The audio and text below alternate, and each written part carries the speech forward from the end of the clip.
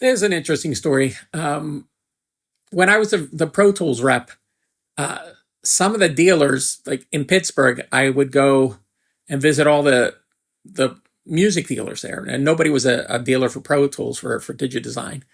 And one of the big dealers in Pittsburgh is a place called Site, not Site. It's called Pianos and Stuff.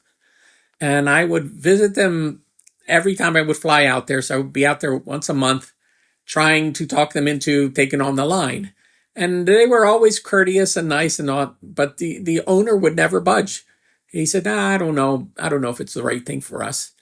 And there was another music store called Hollowood Music, and they were a lot bigger physically than pianos and stuff, but they weren't doing as much business as pianos and stuff we're doing. So I would go visit them, and they just told me that they just don't have the money to put into that. But they were interested, but they didn't have the money. So I had to come up with a creative way of getting some dealers because DigiDesign kept on putting pressure on me. He said, open up more dealers. You got to get more product out there.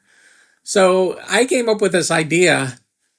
I took my demo system that I had that I would take around with me, and I parked it at Hollywood Music, and I set it up so it was a functioning demo system there. It was my system, but it was there. And I kind of put the word out that they could sell DigiDesign equipment, but they really weren't a full-fledged dealer yet because I needed a commitment out of them. But I was willing to put the product there and see what would happen. But what had happened, which was really interesting, is through the grapevine in Pittsburgh, pianos and stuff found out that Hollywood had a Pro Tools system and they were thinking about becoming a dealer. And when that happened, pianos and stuff got in touch with me. They said, we want to be a dealer now. We want to put the opening order together, come over and talk to us. And I talked to them. They put the opening order together and they became a dealer. And at the same time, when Hollywood found out that pianos and stuff became a dealer, they wanted to become a dealer.